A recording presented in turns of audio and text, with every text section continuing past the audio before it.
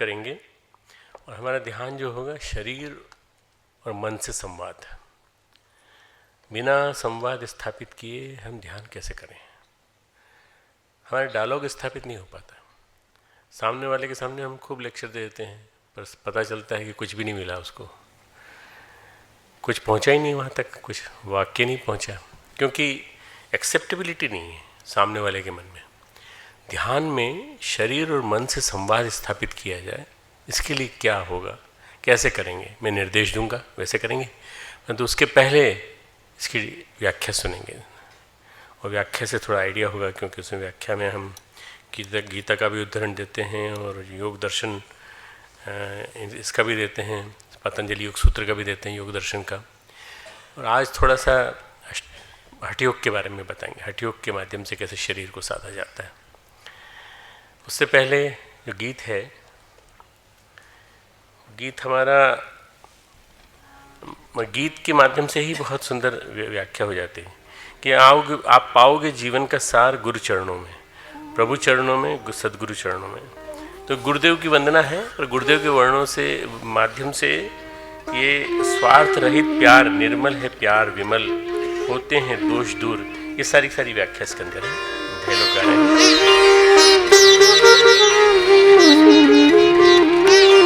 पाओगे जीवन का सार, आओ गुरु चरणों में, पाओगे जीवन का सार, आओ गुरु चरणों में, गुरु चरणों में, सदगुरु चरणों में, गुरु चरणों में, सदगुरु चरणों में, पाओगे जीवन का सार, आओ गुरु चरणों में, आओगे जीवन का सार, आओ गुरु चरणों में।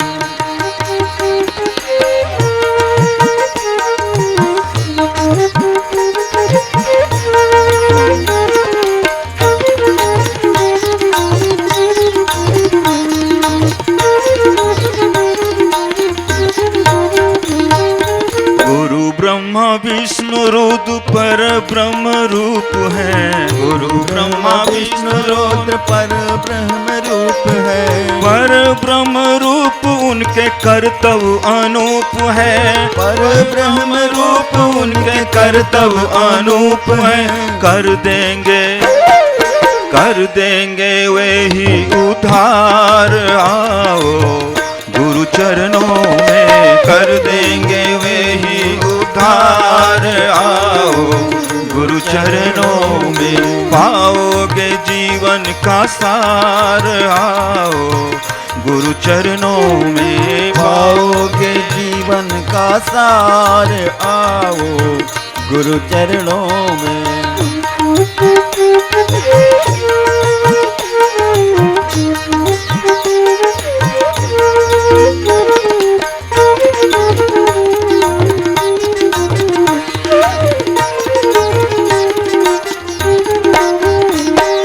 गुरु के श्री चरणों में स्वार्थ रहित प्यार है, गुरु के श्री चरणों में स्वार्थ रहित प्यार है, निर्मल है प्यार विमल गंगा की धार है, निर्मल है प्यार विमल गंगा की धार है,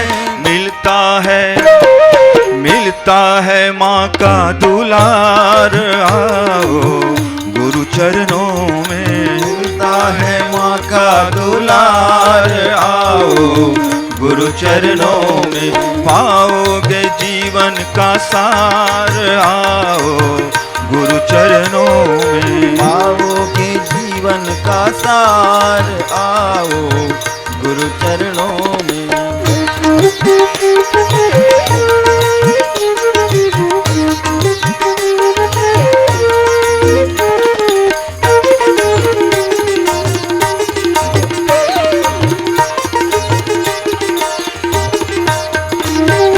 होते हैं दोष दूर जगते हैं सदविचार, होते हैं दोष दूर जगते हैं सदविचार, सद्विचार। जगते हैं सद्विचार मिलते हैं संस्कार। जगते हैं सद्विचार मिलते हैं संस्कार।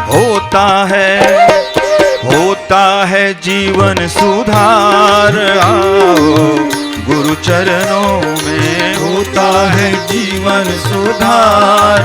आओ गुरु चरणों में। प्रभु चरणों में सद्गुरु चरणों में। प्रभु चरणों में सद्गुरु चरणों में। पाओगे जीवन का सार। आओ गुरु चरणों में पाओगे जीवन का सार। आओ गुरु चरणों में।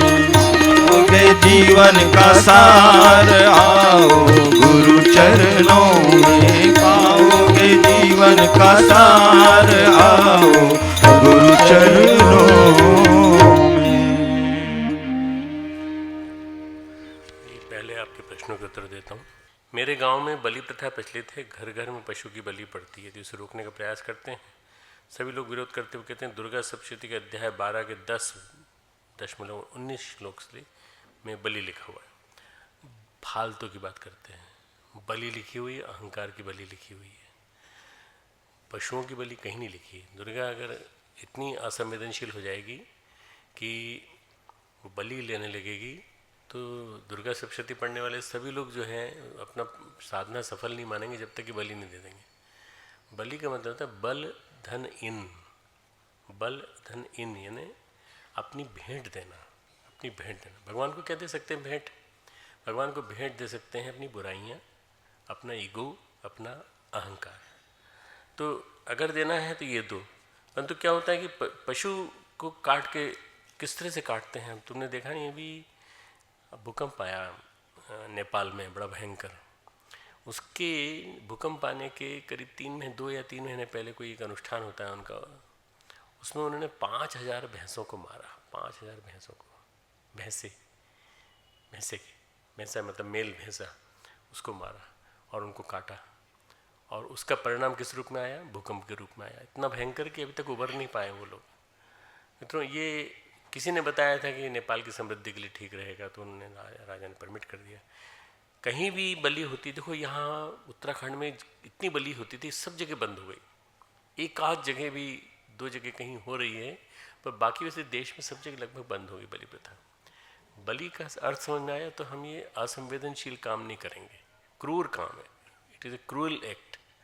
इस क्रूअल एक्ट के लिए कम से कम जो जीव जंतु में परमेश्वर है उसको मानते हुए हमें परमात्मा को भी किसी स्थिति में चोट पहुंचाने का प्रयास नहीं करना चाहिए। सभी में परमात्मा है, सभी में, जीव जंतु में परमात्मा है, वृक्ष वनस्पतियों में परमात्मा, हमारे अंदर परमात्मा है। इसलिए बलि प्रथा किसी भी हालत में एक्सेप्टेबल नहीं है। उनको वैज्ञानिक कारण बताओ और उनको दुर्गा सप्तशती का सही अर्थ समझाओ। हम किसी की गलतियों से कब तक इग्नोर कर सकते हैं, जबकि गलतियाँ जानते हुए भी बार बार दोहराता है। Let him do it, you ignore him. आप उसको समझाओगे तो वो समझेगा नहीं। क्या करें? 4-5 दोस्त एक जैसे नेचर के तुमको मिल जाएं अपने पास, उसको लेके बैठो एक बार और बताओ, समझाओ कि भाई ये ऐसी ऐसी बातें तुम्हारे बारे में देखी जाती हैं, तो तुम पर्सनैलिटी इससे इरोड हो रही है, पर्सनैलिटी में क्षरण हो रहा है तुम्हारे गुणों का, इसलिए तुम ठीक कर लो, नहीं तो फिर हम बोलना बंद कर देंगे। आपका सबसे बड़ी उपचार क्या है? बोलना बंद कर दो। सोशल बाइकआउट इससे बढ़िया नहीं हो सकता। सोशल बाइकआउट है कि सब बोलना ही बंद कर दें उसे, जो गलतियां बार बार करता है उससे। धीरे धीरे अपने आप ठीक हो जाएगा आदमी। क्या सही है क्या गलत, इसका निर्णय ना ले पाए तो उस वक्त जीवन में क्या करना चाहिए? जो तुम कर रहे हो उससे तुम्हें अंदर से हार्दिक धन्यवाद मिलता है और परमात्मा की उपस्थिति मिलती है अंदर, तो वह सही है। जो तुम कर रहे हो उससे तुम्हें बार बार अंदर से आत्म प्रताड़ना मिलती है कि नहीं करना चाहिए, नहीं करना चाहिए, नहीं करना चाहिए, तुम समझ लेना कि गलत है। अंदर से जवाब मिलेगा, अपने अंदर से तुमको जवाब मिलता चला जाएगा। चरण स्पर्श का क्या महत्व है? महापुरुषों के चरण स्पर्श जब करते हैं तो उनकी ऊर्जा हम अपने अंदर ग्रहण करते हैं। पर आज जो है चरण स्पर्श फिल्मी एक्टर करते हैं एक दूसरे को स्टेज पे, गायक लोग, जूनियर गायक सीनियर गायक को करता है, सीनियर गायक अपने भी से भी सीनियर गायक को करता है। ये चरण स्पर्श का महत्व खत्म हो गया पूरी तरह से। नेता नेता को करते हैं, नेतागिरी चमकाने के लिए करते हैं अपने, तो इस चरण स्पर्श का कोई महत्व नहीं। चरण स्पर्श वो होता है जिसमें कि आदमी वास्तव में सही अर्थों में कुछ लेने के भाव से, तद विद्धि परिपातेन परिप्रश्नेन सेवया, परिप्रश्नेन सेवया, जिज्ञासा के भाव से उसके पास गया हो। तद विद्धि परिपातेन परिप्रश्नेन सेवया उपदेशन्ति ते ज्ञानम ज्ञानिनः तत्वदर्शिनः, ज्ञानी तत्वदर्शी व्यक्ति तुझे उपदेश देगा। जब इतना तुम्हारे मन में आ जाए कि उस लायक हैं, तब तो जाके चरण स्पर्श करो, नहीं तो मत करो, क्या जरूरत है। झुक जाओ, केवल कोई बड़ा हो तो झुक जाओ, गुणों की वजह से, सीनियरिटी की वजह से। ध्यान करने की विधि बताएं, आज बता रहे हैं बेटा, ध्यान करने के बाद वक्त ऐसा क्या करेंगे, मैंने दो न भटके, जो इंस्ट्रक्शन दिए जा रहे हैं उन पर ध्यान दो बस। ध्यान का मतलब क्या होता है? ध्यान का मतलब क्या होता है? आपका ध्यान है कि नहीं हमारी बातों पे बताओ? ध्यान है? ये ध्यान है, इसको कहते हैं ध्यान। ध्यान का मतलब होता है तुम्हारा मन किधर चला गया, ध्यान इधर रखो, चलो ध्यान रखो, किताब में ध्यान रखो। बार बार तुम्हारी माँ कहती है, तुम्हारे शिक्षक कहते हैं किताब में ध्यान रखो। हम कहीं भूल गए, हम कभी कहीं से आए थे और कहीं से जा रहे थे, यात्रा करते करते भटक रहे हैं। इस भटकाव से वापस रास्ते पे आ जाना ध्यान कहलाता है। भटकाव से रास्ते पे आ जाना ध्यान कहलाता है। धर्म, अध्यात्म, संप्रदाय में अंतर क्या है? धर्म यानी ड्यूटी, कर्तव्यपरायणता। धर्म के 3 भाग हैं। धर्म यानी मेटाफिजिक्स, पहला भाग आचार संहिता, दूसरा भाग एथिक्स, और तीसरा है संवेदनशीलता यानी अध्यात्म। मेटाफिजिक्स, एथिक्स और स्पिरिचुअलिटी, 3 भाग हैं। धर्म जो है ये नहीं बताता कि आपको किसी व्यक्ति विशेष या किसी धर्म विशेष या किसी संप्रदाय विशेष के प्रति उपासना करनी चाहिए। धर्म ये बताता है आपका कर्तव्य क्या है नागरिक होने के नाते, कर्तव्यपरायणता। अध्यात्म जो है वो अधि आत्मानमिति अध्यात्म, जो मैं सभी जगह आत्मा, सबके आत्माओं में मैं अध्यात्म के रूप, विद्या के रूप में प्रतिष्ठित हूँ। अध्यात्म विद्या विद्या नाम, भगवान कृष्ण गीता में कहते हैं समस्त विद्याओं में मैं अध्यात्म विद्या के रूप में प्रतिष्ठित हूँ। अध्यात्म विद्या वो है जो हमें जीवन जीना सिखाती है, जीवन जीने की कला सिखाती है। जीवन जीने की कला सिखाने वाला विज्ञान अध्यात्म के माध्यम से मिलता है। और संप्रदाय वो होता है जो रास्ते होते हैं। यहाँ से अगर हरकी पेड़ी जाना है तो 2-3 रास्ते हैं। एक ये वाला रास्ता सीधा, एक राइट साइड में मुड़ता है रास्ता, फिर वो भी एक जगह से मुड़ जाता है, तो सीधे कई रास्ते हो सकते हैं भगवान के पास पहुँचने के। संप्रदाय जब आपस में लड़ने लगें तो समझ लेना चाहिए कि ये सद्भाव समाप्त हो गया और आपस में लड़ाई चालू हो गई। इसका मतलब ये कि कहीं ना कहीं नासमझी है। धर्म के ही अंग हैं संप्रदाय, धर्म के ही अंग हैं संप्रदाय। संप्रदायों ने ही धर्म बनाए हैं, सब धर्म ने ही संप्रदाय बनाए हैं। पर संप्रदाय को फॉलो करना और संप्रदाय की रीति नीतियों को फॉलो करना धर्म का पालन करना नहीं है। धर्म का पालन करने का मतलब होता है इस समय क्या धर्म है, युग धर्म, राष्ट्र धर्म, जीवन धर्म, मेरा धर्म क्या होना चाहिए, पतिव्रत धर्म, पत्नीव्रत धर्म, ये सारे धर्म जितने भी कहे जाते हैं इनसे धर्म शब्द जुड़ा हुआ है। श्रद्धा और अंधश्रद्धा में क्या अंतर है? श्रद्धा यानी आदर्शों से असीम प्यार, अंधश्रद्धा यानी बिना सोचे समझे किसी के भी प्रति समर्पित हो जाना, बिना सोचे समझे। विवेक युक्त श्रद्धा होनी चाहिए। हमने आपको चौथे अध्याय के 9 श्लोकों की व्याख्या समझाई थी, उसमें यह बताया था कि श्रद्धा विवेक युक्त होनी चाहिए, विवेक के माध्यम से फॉलो होनी चाहिए, अंधश्रद्धा नहीं होनी चाहिए। जब विवेक आ जाएगा तो कभी भी गड़बड़ी नहीं होगी। इसलिए विवेक जो है जीवन में बना रहे और उसके माध्यम से आप अपने आदर्शों को कंट्रोल करें और आदर्शों को उनके ऊपर नियोजित करें। विज्ञान और अध्यात्म में क्या अंतर है? कोई अंतर नहीं, एक ही सिक्के के 2 पहलू हैं। ये वाला हिस्सा है चाहे ये वाला हिस्सा है, कुछ भी कह लो, दोनों एक ही हैं। विज्ञान वस्तुतः बहिरंग जगत की जानकारी देता है, अध्यात्म अंतरंग जगत की जानकारी देता है। विज्ञान हमें जानकारियों का खजाना देता है पूरा पूरा, और अध्यात्म हमें उन जानकारियों के माध्यम से जीवन को कैसे श्रेष्ठतम बनाया जाए, समाज को कैसे श्रेष्ठतम बनाया जाए और संसार को कैसे अच्छा बनाया जाए, भगवान के बगीचे को सुंदर कैसे बनाया जाए, वो बताता है अध्यात्म। अध्यात्म जो है वो सही अर्थों में हमारे इनर बीइंग की, कॉन्शियसनेस की, चेतना का विज्ञान है। जिसको भगवान कृष्ण ने गीता में कहा है, मयि सर्वमिदं प्रोतम सूत्रे मणिगणायो। मैं सभी जगह एक जैसे माला में सूत्र की तरह से जो मणियाँ बंधी हुई हैं उसकी तरह से मैं बंधा हुआ हूँ। अर्थात भगवान स्वयं मौजूद है।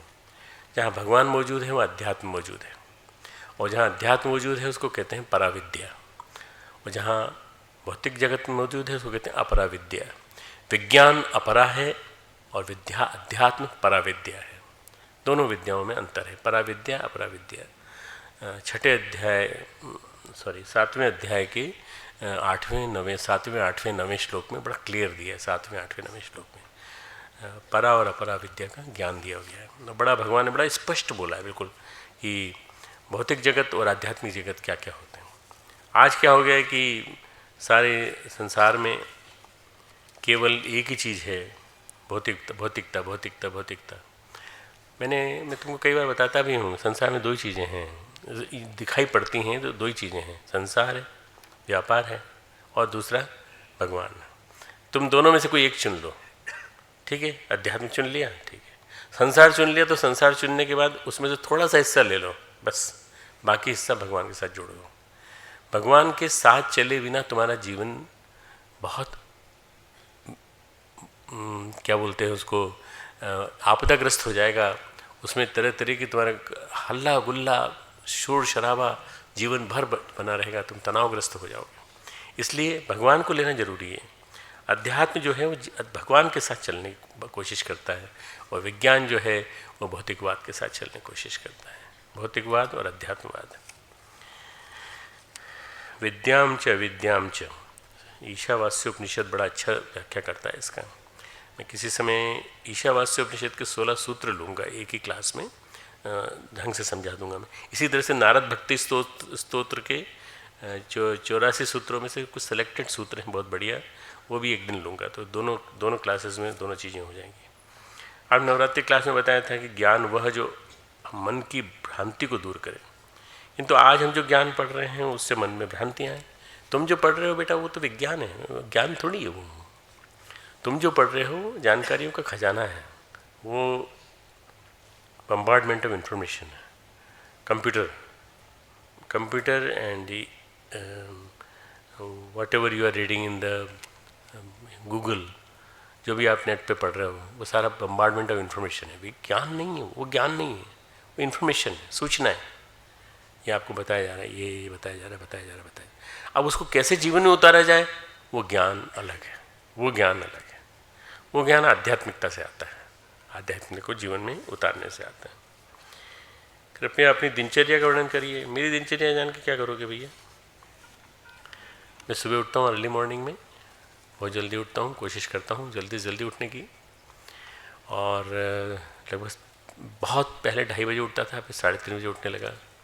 अब थोड़ी उम्र हावी होने लगी तो थोड़ा 3:30 के बजाय 4, 3:30 करीब उठने के बाद मैं स्नान करके फिर अपना व्यायाम करता हूँ।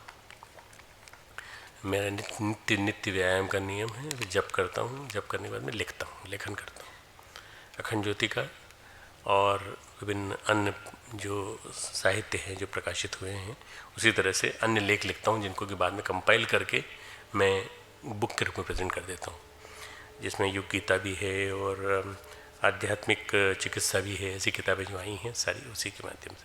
तो रोज़ सुबह गुरुदेव ने लिखना सिखाया मुझे।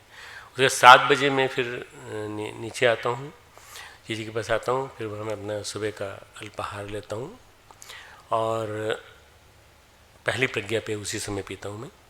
उसके बाद फिर मैं बाहर मिलने बैठता हूँ, 8 से 10 तक मिलने के लिए बैठता हूँ। 10 बजे मैं भोजन करके और उसके बाद थोड़ी देर बातचीत करके जीजी के साथ फिर मैं विश्राम के लिए चला जाता हूँ। क्योंकि सुबह जल्दी उठता हूँ इसलिए 1 घंटे विश्राम करता हूँ, लेटता हूँ। उसके बाद फिर मैं दिन में किताबें पढ़ता हूँ। मेरी लाइब्रेरी में करीब 7-8 हज़ार किताबें हैं। जो आप गुरुदेव के यहाँ मिलने जाते हो तो गुरुदेव के यहाँ ऊपर जाते हो तो गुरुदेव का कमरा इधर है, पीछे माताजी पीछे गुरुदेव का साधना का कक्ष है।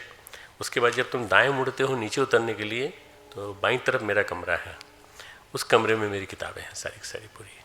मेरे पास जो लाइब्रेरी है उसमें 7-8 हज़ार किताबें हैं। मेरा रेयर सिलेक्शन है, बहुत बढ़िया। और जब ज़रूरत पड़ती है तो ब्रह्मचर्य से बुलवाता रहता हूँ। उन किताबों को दिन में पढ़ता हूँ। शाम को मैं कुटीर आ जाता हूँ, यहाँ मिलने के लिए बैठता हूँ, नीचे मिलने के लिए बैठ जाता हूँ बोर्ड रूम में, और फिर उसके बाद शाम को मैं भोजन करके जल्दी सो जाता हूँ, 9 बजे करीब सो जाता हूँ, 9 साढ़े 9 तक, ताकि सुबह जल्दी उठ सकूँ। इतना मेरा रूटीन है, बहुत सरल रूटीन है। बाहर जाता हूँ तो रूटीन चेंज हो जाता है पूरा पूरा। विद्यार्थी जीवन में गायत्री साधना कब और किस तरह करनी चाहिए? बेटा तुम मंत्र लेखन करो, सबसे पहले मंत्र लेखन से स्टार्ट करो, और हो सके तो एक माला अगर कर सको तो एक माला से स्टार्ट करो। माला जो होता है ना उसमें मन नहीं लगता, मंत्र लेखन में मन भी लगता है, एकाग्र होता है, लिखते लिखते सही लिख रहे हैं कि नहीं, स्पष्ट लिख रहे हैं कि नहीं। इसलिए मंत्र लेखन से स्टार्ट मैं इसलिए करने को बताता हूँ कि मंत्र लेखन करना इसलिए ज़रूरी है कि मंत्र लेखन करते करते तुम्हारी हैंड राइटिंग इंप्रूव हो जाएगी, एक। दूसरा, तुमको लेखन का अभ्यास हो जाएगा, 2। तीसरा, तुम्हारी किताबों से भी नोट्स बनाने की तुमको आदत पड़ जाएगी, तुमको लिखने की आदत पड़ जाएगी। लिखने की आदत ही नहीं तुमको, अभी लिखने की आदत पड़ जाए, कितना आनंद आ जाए। तो शुरुआत वहाँ से करो। गायत्री मंत्र को 10 गुना, एक मंत्र जब मंत्र लेखन की को जप की तुलना में 10 गुना महत्वपूर्ण माना गया है, इसलिए मंत्र लेखन करना। और उसका तुम माला कर सको तो जप करना। तो जप में ध्यान रखना जरूरी है। एक किताब है अपने यहाँ गुरुदेव की लिखी हुई, उपासना के 2 चरण जप और ध्यान। उपासना के 2 चरण जप और ध्यान, उस किताब को पढ़ना। जो मेरी ध्यान की क्लास अटेंड करने आते हो तो उस ध्यान से तुमको पता चल जाएगा कि एकाग्रता, तल्लीनता, तन्मयता, ये शब्द क्या होते हैं। सारे शब्द उसमें समझाए गए। उस किताब ने, मैंने उस किताब को पढ़ा था 13-14 साल की उम्र में। गुरुदेव ने लिखी थी 71 में, मैंने 73 में पढ़ा था उसको। और वो किताब बहुत गजब की किताब है, बहुत ही सुंदर है। तो इस किताब के माध्यम से तुम अपने आप को बना सकते हो। गायत्री मंत्र। ओम भूर्भुवः स्वः तत्सवितुर्वरेण्यं भर्गो देवस्य धीमहि धियो यो नः प्रचोदयात्। ओम गुरुर्ब्रह्मा गुरुर्विष्णु गुरुरेव महेश्वरः गुरुः साक्षात् परब्रह्म तस्मै श्री गुरुवे नमः। अखण्डमण्डलाकारं व्याप्तं येन चराचरं तत्पदं दर्शितं येन तस्मै श्री गुरुवे नमः। मातृवत् लालयित्री च पितृवत् मार्गदर्शिका नमोस्तु गुरुसत्तायै श्रद्धा प्रज्ञायता च, श्रद्धा प्रज्ञायता च। ध्यान का मतलब है शरीर मन से संवाद, शरीर और मन से संवाद। संवाद में 2 चीजें हैं, समवाद। सम यानी सम्यक, ठीक ठीक। सम यानी सम्यक, ठीक ठीक, न इधर न उधर, न अतिवाद न कम न ज़्यादा। वाद यानी कम्युनिकेशन, ठीक ठीक कम्युनिकेशन हमारे शरीर से और हमारे मन से। ठीक ठीक बातचीत, ठीक ठीक वार्तालाप, जो कहा जाए, जो समझा जाए, एक दूसरे के प्रति संवेदित हों, हम सेंसिटिव बने एक दूसरे के लिए। जब एक दूसरे की संवेदना ग्रहण करते हैं, स्वीकार करते हैं, संवाद की स्थिति बनती है। जब तक एक दूसरे के प्रति संवेदना की स्थिति नहीं बनेगी, तब तक संवेदित नहीं होने के होंगे हम, तब तक हमारे बीच में बातचीत चल भी रही हो तो भी समझ में नहीं आता। स्वीकार करते हैं, आत्मसात करते हैं, संवेदना की संबंधी, अन्यथा विवाद के अवसर खड़े हो जाते हैं। कई बार हम बोलना शुरू करते हैं, कुछ का कुछ बोल जाते हैं, विवाद बन जाता है। भगवान ने, प्रकृति ने हमको जीवन दिया है। इस जीवन का कोई मकसद होगा, कोई उद्देश्य होगा, कोई अर्थ होगा। इस अर्थ को सिद्ध करने के लिए हमें एक चीज़ मिली है, शरीर, मानवीय काया। शरीर में जब हम आते हैं, कोई जीवन धरती पे पाता है तो अपने साथ लेके आता है आत्मा और चित्त। इस चित्त में सारे संस्कार पूर्व जन्म के रहते हैं। न जाने कहाँ से तैरते उठते चलते फिरते वो चित्त को ढूंढ लेता है हमारा पूर्व जन्म का शरीर। पूर्व जन्म का शरीर जला दिया जाता है, पर चित्त चला आता है उसमें से। चित्त सूक्ष्म रूप में चला जाता है, और वो सूक्ष्म रूप में आने वाला चित्त सबकॉन्शियस माइंड जिसको कहा जाता है, वो सबकॉन्शियस माइंड हमारे चित्त में आकर स्थापित हो जाता है। शरीर में जब हम आते हैं तो अपने साथ आत्मा और चित्त लेकर के आते हैं। आत्मा भगवान का शाश्वत अंश है, भगवान का शाश्वत अंश है। ये परमात्मा का वो अंश है जो निरंतर चला आ रहा है। न जाने कितने जन्मों से, 5000 जन्मों से हो सकता है हम चल रहे हों, या हो सकता है 84 लाख 83,50,000 योनियों से चल रहे हों और 50,000 और बची हों भी जाने को, हो सकता है केवल 4-5 योनियाँ बची हों हमारी। 84 लाख सबको पूरा करना जरूरी नहीं है। अगर आप अच्छे कर्म करते हैं तो आपकी योनियाँ डिलीट हो जाती हैं, आप कम कर लेते हैं।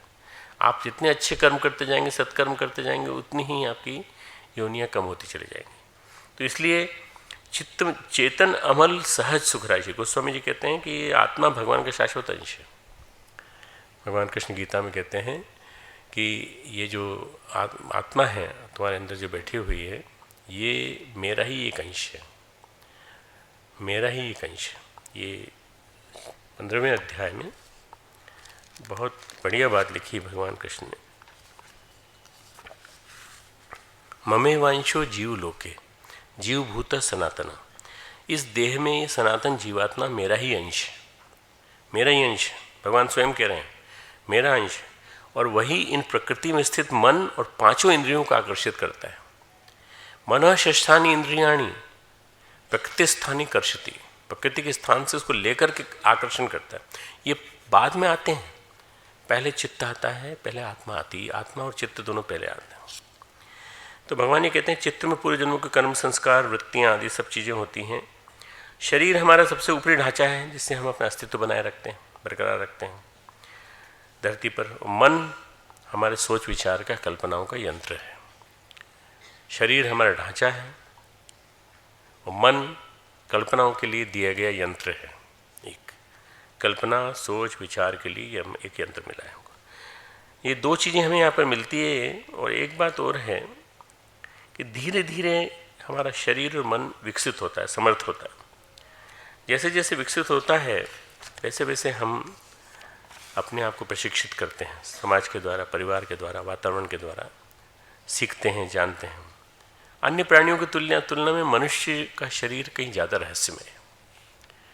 अन्य प्राणियों की तुलना में मनुष्य शरीर कहीं ज़्यादा रहस्यमय है। सामर्थ्य की बात नहीं कही जा रही, रहस्य की बात कही जा रही है। हाथी, बाज, हाथी के पास ज़्यादा सामर्थ्य है, शेर के पास, चीते के पास फुर्तीलापन ज़्यादा है, बाज के पास दिव्य दृष्टि, गिद्ध दृष्टि प्राप्त, नीचे तक देखने की, उड़ता है, आसमान में बहुत ऊंचा उड़ता है। शारीरिक रूप से मनुष्य से कहीं अधिक सक्षम है ये, लेकिन मनुष्य शरीर के साथ इतने रहस्य जुड़े हुए हैं। बड़ा अद्भुत शरीर भगवान ने दिया है। उपनिषदों में इसकी चर्चा की गई है। एक प्रसंग में कहा गया, देवताओं ने कहा भगवान से, हे परमात्मा, हमें कोई ऐसी चीज़ बताइए जहाँ हम सब मिलकर एक साथ रह सकें। आप बताइए, हम सब देवी देवता एक साथ मिलकर एक जगह रहना चाहते हैं। भगवान ने कहा कि भाई सृष्टि की रचना तो हो चुकी, वनस्पति बना दिया, प्राणी वर्ग बना दिए, पशु पक्षी रचे जा चुके हैं। देवता ने कहा सभी में कहीं ना कहीं असुविधा है हमें। तो उन्होंने कहा अच्छा ठीक है, मैं बड़े यत्न से मैंने मनुष्य का शरीर रचा है और मनुष्य शरीर की रचना की संरचना की है। अभी आज ही लेटेस्ट मॉडल मनुष्य शरीर के रूप में बना के खड़ा किया है, तुम लोग सब इसमें प्रवेश कर जाओ। अब जाकर देखो तुम सब यहाँ पे सुखपूर्वक रह सकते हो कि नहीं। मनुष्य के शरीर में सभी देव शक्तियाँ निवास करती हैं। मनुष्य शरीर में सारी देव शक्तियाँ। हम जब कोई गलत काम करते हैं तो हमको सोचना चाहिए कि हमारे अंदर देवता है। बृहस्पति है स्मृति के रूप में, वाणी है सरस्वती के रूप में, हमारे अंदर सारे देवी देवता, इंद्र है हमें संकल्प शक्ति के रूप में, सारे देवी देवता हमारे अंदर बैठे हुए पूरे पूरे। सुर दुर्लभ मानुष तन पावा, तुलसीदास जी ने कहा तो सही कहा है। शरीर के रहस्य में अगर हम किसी चिकित्सक से पूछें, किसी एनाटॉमी के जानकार से पूछें शरीर के बारे में, तो कहेगा टोटल मटेरियल जितना भी है उसको गुरुदेव ने एक लेख लिखा था, 27 पैसे की कीमत है शरीर की। टोटल फास्फोरस इतना, कैल्शियम इतना इतना, उस जमाने में 27 पैसा उस जमाने का 67-68 की अखंड ज्योति में था। आज अगर उसका मान लो 3-3.5 रुपये मान लो या 5 रुपये मान, 10 रुपये मान लो, उस मटेरियल की कीमत है। पर बाकी जो चीज़ है इसके अंदर ऊर्जा के ग्रहण केंद्र हैं जिनसे अंतरिक्ष की कनेक्शंस डायरेक्ट हो सकते हैं।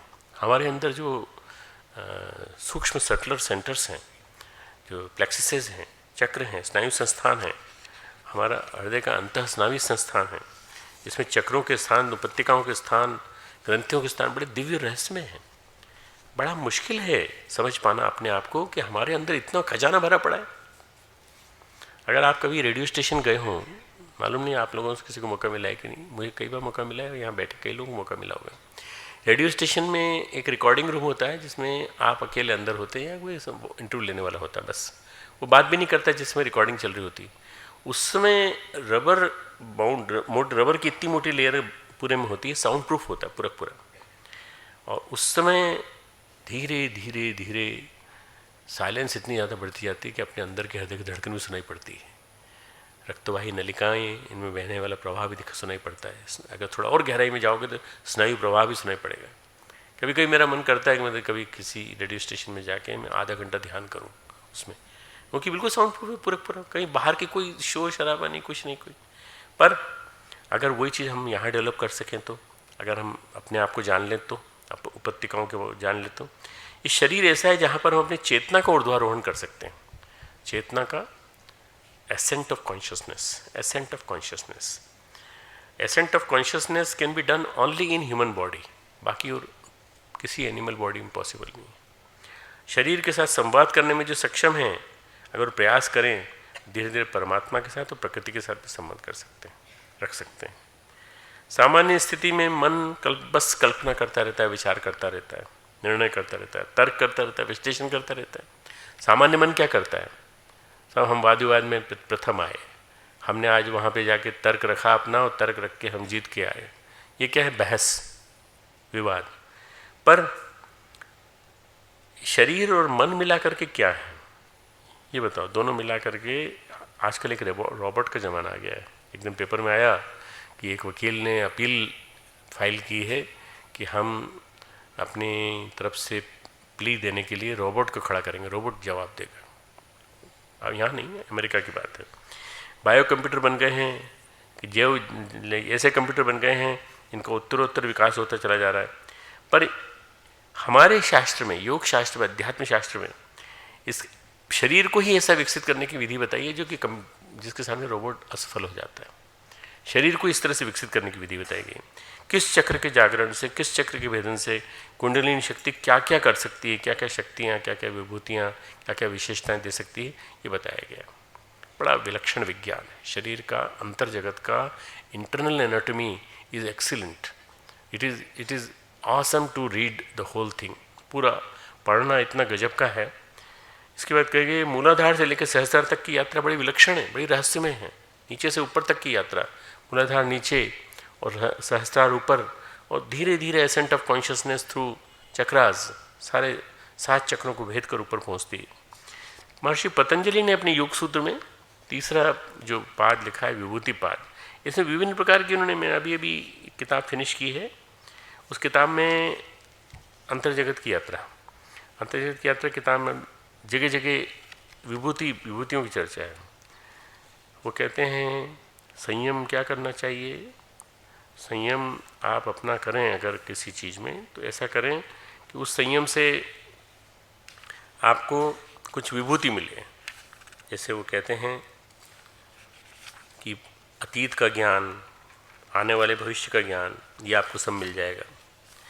फिर आगे वो कहते हैं कि भुवन ज्ञानम सूर्य संयमात, 26वां सूत्र है। सूर्य में संयम करने से समस्त लोकों का ज्ञान हो जाता है। और कहाँ जनजीवन है, कहाँ कितने नक्षत्र हैं, ये हमारे योगियों को मालूम था। वो चर्चा भी करते थे और बातचीत भी करते थे, और अपने उपदेशों में भी उन्होंने कहा है। 14 भुवनों का वर्णन आता है पुराणों में, उनमें से एक भूलोक एक अपना है, बस 13 लोक और भी हैं। उन 14 भुवनों का सूर्य में संयम करने से ज्ञान हो जाता है। फिर लिखें चंद्रे तारा व्यूह ज्ञानम, चंद्रमा में संयम करने से सब तारों के व्यूह का ज्ञान हो जाता है। सारे के सारे तारों का व्यूह, तारे किस किस दिशा में जा रहे हैं, कौन कौन जा रहे हैं। चंद्रमा का ध्यान मन की शांति के लिए बड़ा बताया गया है। चंद्रमा मनसो जाता है, चंद्रमा मन का देवता है। और आज जो चतुर्दशी है, कल शरद पूर्णिमा है, कल के दिन तुम चंद्रमा का ध्यान करना।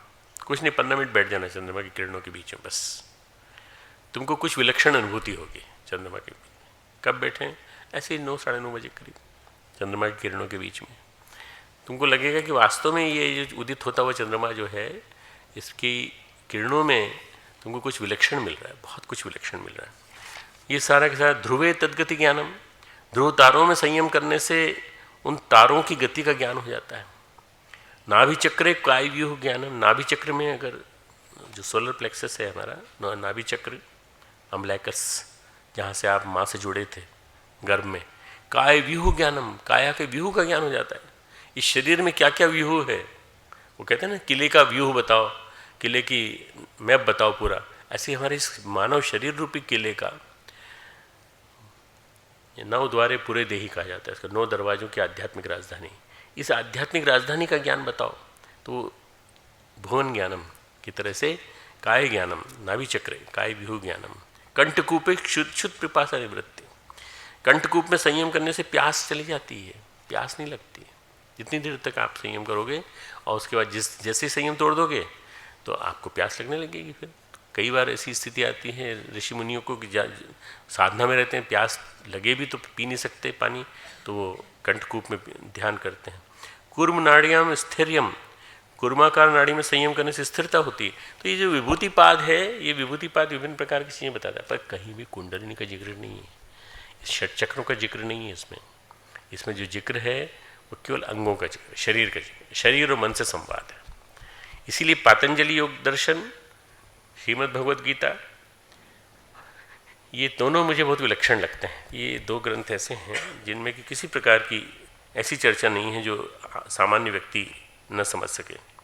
मनुष्य के आध्यात्मिक रूप से विकास का द्वार खोलती है प्रकृति इन सब ध्यान के माध्यम से, और जिस माध्यम से द्वार खोलते हैं वो माध्यम है 2, तन और मन। तन और मन, हम इन दोनों को संवाद का माध्यम बना करके हम साधना चाहते हैं ध्यान के द्वारा। शरीर और मन के साथ संवाद करना जो सीख जाते हैं वो प्रकृति प्रदत्त विभूतियों के अधिकारी बन जाते हैं। प्रकृति जो विभूतियाँ दे रही है, विशेषताएं दे रही है, उनके अधिकारी बन जाते हैं, जो इन तन और मन के साथ संबंध स्थापित कर लेते हैं। कई बार हम व्रत और उपवास के विज्ञान को नहीं समझ पाते, हम शरीर को भूखा मारने की कोशिश करते हैं।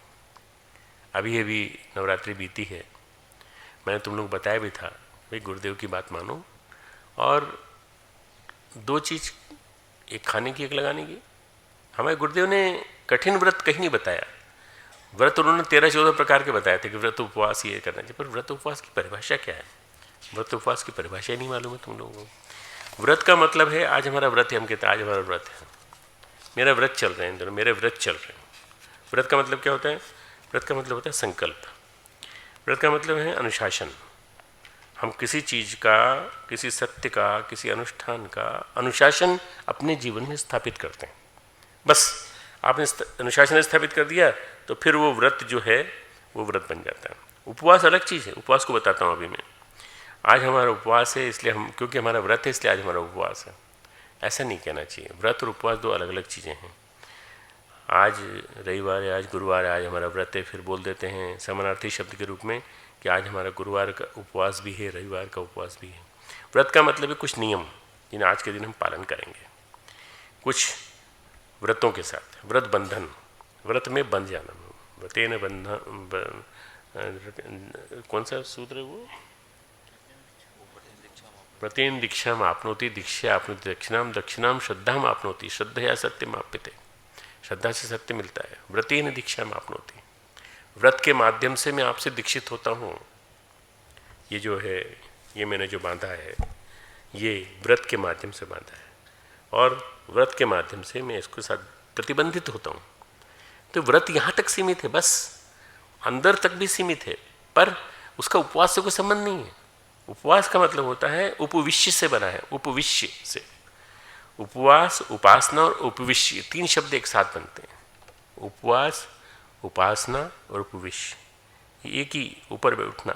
ऊपर, इसका मतलब ऊपर उठना, पास बैठना, परमात्मा के पास बैठना। उपवास का मतलब होता है ऐसे ऊपर उठ जाओ कि तुम परमात्मा के पास बैठने के योग्य हो सको, किसी अन्य डायमेंशन में चले जाओ, देह के तल से ऊपर उठो, देह के तल से ऊपर उठो। उपवास का मतलब होता है देह के तल से ऊपर उठना। जो चीज़ें हमें देह से बांधती हैं उनसे मुक्त हो जाओ। अगर आहार हमें देह से बांधता है, बड़ा वैसा लगता है मित्रों, लोग आहार से बन जाते हैं बुरी तरह से। कई लोगों को देखता हूँ मैं, मेरे आसपास के लोगों को, और कई लोगों को देखता हूँ मैं, कुट्टू की पकौड़ी खाते हैं इन दिनों, आलू उसकी सिंघाड़े की खिचड़ी खाते हैं, और दुनिया भर के नाटक पूरे जितने भी हो सकते हैं उसके उपवास के नाटक करते हैं पूरे पूरे। विशेष रूप से व्रत के समय में, इसमें नवरात्रि व्रत के समय में थालियाँ मिलती हैं, विशेष थालियाँ, 400 रुपये की एक थाली, 300 रुपये की थाली, एक एक आइटम कम होता चला जाता है उसके साथ साथ, और मीठी चीज़, नमकीन चीज़, सब चीज़ पूरी की पूरी व्रत में मिलती है, उसमें उपवास में मिलती है। उपवास का मतलब होता है शरीर को अवकाश देना। उपवास का मतलब शरीर को अवकाश देना और तन से अलग हटके सोचना, तन से अलग हटके सोचना। अगर आहार हमें देह से बांधता है तो आहार से मुक्त हो जाओ। भगवान महावीर ने 12.5 साल बड़ी कठोर तपस्या की, बड़ी दुष्कर अच्छी तपस्या की, बड़ी आश्चर्यपूर्ण, पर उन्होंने केवल उन 12.5 साल में करीब 300 दिन भोजन ग्रहण किया, वो भी बहुत अल्प सा, ज़्यादा उन्होंने नहीं खाया। उपवास में हम इतनी गर्मी पैदा करते हैं अपने शरीर के अंदर, देह का मल छंट जाता है, जिसे कहते हैं निर्मल मन स मोहि अति भावा। निर्मल कैसे होगा मन? साबुन से नहीं होगा। शरीर निर्मल से, शरीर इससे नहीं होगा, साबुन से साफ नहीं होगा। मन किसी भी चीज़ से साफ नहीं होगा जब तक आप उसको आहार से तोड़ेंगे नहीं, आहार से अलग नहीं करेंगे। उपवास का एक विज्ञान है, भरा पूरा विधान है उपवास का। उपवास में ठोस आहार न लें, नींबू पानी जैसी चीज़ लें, जल की कमी नहीं होना चाहिए। जल की कमी होने से आंतों में सूखने खतरा रहता है। तो गुरुदेव ने कहा सब्जी का पानी ले लो, सब्जियों के जूस ले लो, फलों के रस ले लो, या ये नहीं होता तो चलो सब्जी ले लो, केवल सब्जी ले लो, अन्न मत लो। उन दिनों कमजोरी होने का डर है तो 1 रोटी खा लो, 2 रोटी खा लो, बस। मतलब ये कि कहीं ना कहीं थोड़ी छुट्टी जरूर दो। आप तो छुट्टी ले लेते हो संडे की, और छुट्टियों के लिए तो आप लोग सब लालायित रहते हो पूरी तरह से। छुट्टी, दिवाली की छुट्टी, अब दिवाली आ रही, छुट्टी, सब उसका हल्ला मचेगा। तो छुट्टी जो है ना, अपने शरीर को क्यों नहीं देते हो? आंतें सूख जाएंगी, आंतों में मल चिपक जाएगा। अनियंत्रित, अनियमित, अवैज्ञानिक उपवास करते हैं लोग बाग। मेरी एक मौसी जी थी, अभी थोड़े दिन पहले उनकी डेथ हुई, सबसे लास्ट में वही गई हैं उस सीरीज़ में, माँ की सीरीज़ में। मौसी जी करीब 365 दिन में से 330 दिन उपवास रखती थी, न जाने किस किस के लिए। मेरे लिए भी उपवास करती थी वो। अब मैं कहता था मेरे आपके उपवास से मेरे को क्या फ़र्क पड़ेगा, आप क्यों फालतू उपवास रखते हो? वो व्रत रखती थी, उपवास रखती थी। हमारे संस्कृति में बहुत ज़्यादा उपवास का प्रावधान है, जैनियों में तो बहुत ज़्यादा करते हैं। शरीर के संकट मोल लेते हैं, कहते हैं उपवास के दिनों में पर्याप्त जल लेना चाहिए। क्यों लेना चाहिए? इन दिनों शरीर में, उपत्यकाओं में ग्रंथियों का जागरण होता है, ये एक्टिवेट होती हैं। तो उपवास का एक विज्ञान ये कहता है कि इस समय जल लेना जरूरी है, ऐसा तरल द्रव्य लेना जरूरी है जो उन ग्रंथियों का पोषण कर सके। गायत्री महाविज्ञान में भी गुरुदेव ने चर्चा की है। शरीर को सुखाना, शरीर को कष्ट देना उपवास नहीं है। शरीर को सुखाना, शरीर को कष्ट देना उपवास नहीं है। शरीर को जगाना, शरीर को जागृत करना, जो चीज़ें अभी तक शरीर में सक्रिय नहीं हुई हैं। भाई हमने 5 MB हमको मिला था स्टॉक में, मान ली 5 MB मिला था नेट में, हमने अभी 1 MB ओपन किया, अभी 1 MB से थोड़ा बहुत ओपन किया, 4 MB खाली पड़ा है, अभी इसको भी यूज़ करो ना। अपने अंदर अंतर जगत में इतनी सारी चीज़ें पड़ी हैं, उनको सक्रिय करो। शरीर के सामर्थ्य को सक्रिय करना, रहस्यपूर्ण सामर्थ्य को जगाना, ये उपवास है। शरीर की रहस्यपूर्ण सामर्थ्य को जगाना उपवास है। और इसके लिए आहार से बंधन तोड़ो, आहार से बंधो मत। आहार से बंधन मतलब ये कि कहीं भी कोई खाना आ गया तो थोड़ा सा भी देखा तो ज़्यादा खा लेते हैं हम, थोड़ा सा भी देखा ज़्यादा खा लेते हैं। जो हमारे को रुचिकर लगता है, हम लोग एक रोग से ग्रसित हैं, उसका नाम है स्वाद रोग। स्वाद रोग पूरे विश्व में इस समय सबसे बड़ा रोग है स्वाद रोग। स्वाद होने की वजह से आदमी ज़्यादा खा जाता है, ज़्यादा खा जाता है तो फिर बात पूरी गड़बड़ा जाती है। इसी तरह से मन है, मन को प्रशिक्षित करना पड़ता है, मन की सामर्थ्य को जगाना पड़ता है, मन को प्रकाशित करना पड़ता है। साधना इसी का नाम है, मन को प्रकाशित करना ही साधना है। मन को एनलाइटन करो, एनलाइटन योर माइंड। मन को मारना साधना नहीं है, मन को मारना पड़ेगा। मन बिल्कुल बहुत चंचल है, मन को मारना पड़ेगा। मन चंचल है तो क्या हुआ? मन चंचल है, मन को मारो मत, मन को नियंत्रित करो, नियोजित करो। युंजन एवं सदात्मानम, भगवान कृष्ण गीता में कहते हैं। अरे मन को चंचल है तो क्या हुआ? 6ठे अध्याय में बहुत सुंदर उन्होंने कहा है। वो कहते हैं कि युञ्जन् एवं सदात्मानं योगी विगत कल्मषः सुखेन ब्रह्म संस्पर्शम अत्यंतम सुखम अश्नुते। 6 अध्याय का 28वां श्लोक। निरंतर आत्मा को परमात्मा में लगाता हुआ पाप रहित योगी सुख पूर्वक परब्रह्म परमात्मा के प्रतिरूप आनंद का अनुभव करता है। कैसे करें? तो देखो उसकी एक्सरसाइज बताई उन्होंने। 25वां श्लोक। शनै शनै धीरे धीरे। शनै शनै में का मतलब क्या होता है? Slowly slowly. उपरमेत बुद्धिया, अपनी बुद्धि को ऊंचा उठाओ, अपनी बुद्धि के स्तर को ऊंचा उठाओ, सोचना चालू करो। शनै शनै उपरमेत बुद्धिया धृति ग्रहितया। धृति यानी धैर्य युक्त बुद्धि के द्वारा, धैर्य युक्त धृति को धारण करते हुए। धृति धारण शक्ति जो है उसको आप क्या है, एक्सेप्टेबिलिटी आपकी कम हो जाती है, क्योंकि आप धृति नहीं है आपके अंदर, धारण करने की शक्ति नहीं है। धारण करने की शक्ति को द्वारा आत्मसंस्थम मना कृत्वा, अगला स्टेप है आत्मसंस्थम मना कृत्वा, मन को परमात्मा में स्थित करके। न किंचिदपि चिंतित, और कुछ मत सोचो, परमात्मा के सिवा और किसी का विचार मत करो। ये मन को साधने का नियम है, मन को साधने का नियम। कितना सिंपल सा सिद्धांत है। शनै शनै उपरमेत बुद्धया धृति ग्रहितया आत्मसंस्थम मन कृत्वा न किंचिदपि चिंतित। किसी तरह की और कोई चिंता करने की जरूरत ही नहीं, और कुछ सोचो ही मत। चिंतित का मतलब चिंता नहीं, कुछ सोचो ही मत इसके अलावा, परमात्मा के अलावा। परमात्मा ने आदर्श, श्रेष्ठता, सद्गुण, सत्प्रवृत्तियां, इन्हीं के बारे में सोचो। फिर इसका अगला श्लोक बहुत अच्छा, 26वां। यतो यतो निश्चरति मनः चंचलम अस्थिरम। यतो यतो निश्चरति मनः चंचलम अस्थिरम। जब जब तुम्हारा मन चंचल हो जाए, अस्थिर हो जाए, भागे इधर उधर, ततः ततः, तब तब, जब जब, भगवान कहते हैं तब तब, नियम्येत तद, उसको नियोजित करो उस विषय से हटाकर। भाई जिस विषय की वजह से तुम चंचल हो रहे हो ना, कोई दृश्य देख लिया, किसी लड़की का चेहरा दिमाग में आ गया, किसी लड़के का चेहरा दिमाग में आ गया, कोई हीरोइन आ गई दिमाग में, कोई हीरो दिमाग में आ गया, कोई तुम्हारे दिमाग में कोई आकर्षण आ गया, जैसे माने जलेबी दिमाग में आ गई, समोसा आ गया दिमाग में, भाई भूख लग रही, वो होता तो कितना अच्छा रहता। तो ये क्या है, इस चीज़ को उस विषय से रोक कर ततः ततः नियम्यत तद आत्मन्य वशम नहीं, वहाँ से हटाकर बार बार परमात्मा में लगाओ, परमात्मा के चरणों में लाके पटक दो उसको, मन को। ये मन का संयम है, ये मन का संयम है। ये 6वां अध्याय जो है आत्मसंयम योग बड़ा गजब का है। भगवान गीता में कहते हैं हम शरीर को उपवास के नाम पे, तप के नाम पे सुखाते हैं। गीता में एक श्लोक है 17वें अध्याय में 6वां श्लोक, 17वें अध्याय का 6वां श्लोक।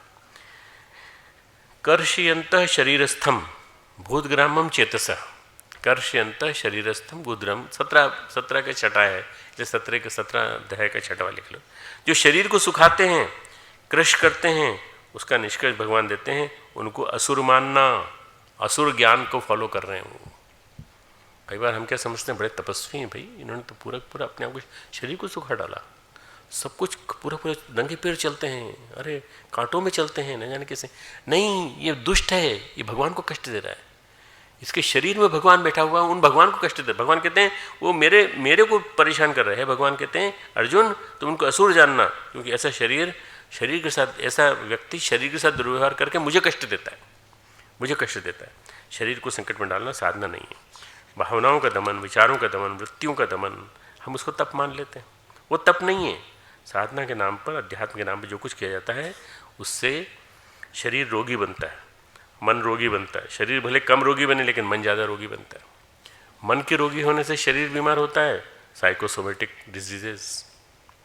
शरीर के बीमार होने से मन बीमार होता है, सोमेटोसाइकिक डिजीज। शरीर से मन, मन से शरीर। एक पुस्तक है, किताब मैंने जिसका हवाला देकर रुक गया था, मैंने बताया नहीं था तुमको डिटेल में, मैं वो बताना चाहता हूँ। महान मनोवैज्ञानिक हुए हैं इस सदी के शुरू में, जिन जो स्वामी विवेकानंद से मिले थे अमेरिका में और यहाँ भारत भी मिलने आए थे। Varieties of religious experiences, William James, प्रसिद्ध साइकोलॉजिस्ट, साइकोथेरेपिस्ट विलियम जेम्स, उन्होंने बहुत विचारशील हैं, बहुत विद्वान व्यक्ति हैं। उन्होंने लिखा है कि स्वामी विवेकानंद ने भी उनकी इस बात का समर्थन किया है कि अध्यात्म की ओर चलने वाले 85% लोग उन्मादी हो जाते हैं। अध्यात्म को समझ नहीं पाते ना, उन्मादी हो जाते हैं, और उन्मादग्रस्त होने की वजह से उनको देख के लोगों में अविश्वास पैदा होता है अध्यात्म की तरफ, क्योंकि वो जानते नहीं मन के साथ कैसा व्यवहार करना चाहिए। राह भटक जाते हैं, सही नहीं चल पाते। इसलिए क्या करें, हम जहाँ बैठते हैं, हम और जीजी मिलने के लिए बैठते हैं, रोज़ 10-15 पागल हमारे पास आते हैं, रोज़ 10-15 पागल आते हैं, जिनको नीचे भेजना पड़ता है। पागल, मैं गायत्री माता दिखाई पड़ती है मुझे, आप दिखाई पड़ते मुझे, आप दिखाई पड़ते। हमने कहा मैं यहाँ बैठा हूँ भैया, मैं वहाँ नहीं दिखाई पड़ता ना। 10-15 पागल रोज़ आते हैं और 10-15 चिट्ठियाँ पागलों की लिखी हुई जाती हैं। ये तो अभी की बात है, थोड़े दिन बाद और ज़्यादा होगा, क्योंकि लोग धीरे धीरे जब कहीं नहीं रास्ता मिलता तो अध्यात्म की ओर जाते हैं। मुश्किल से थोड़े आदमी सही राह पे चल पाते हैं। भगवान कहते हैं अनेक जन्म संसिद्ध ततो याति पराम गतिम। अनेक जन्म, ये भी 6 अध्याय का श्लोक है। अनेक जन्म की साधना से जो धीरे धीरे विकसित होती है, आदमी योगी बनता है। फिर अनेक जन्म की साधना से ऐसे नहीं बनते कि एक ही जन्म में बन गए, एक ही तरह अचानक बन गए। भटकाव क्यों होता है, जीवन क्यों बहकता है, भटकता है, दिशाएं क्यों बहक जाती हैं? क्योंकि हम शरीर के साथ तन मन का संयम नहीं कर पाते, नियोजन नहीं कर पाते, शरीर के साथ मन नहीं जोड़ पाते। शरीर और मन दोनों अलग अलग चलते हैं। ध्यान, जिसको हम कहते हैं जीवन जीने की कला है, ध्यान जीवन जीने की कला है।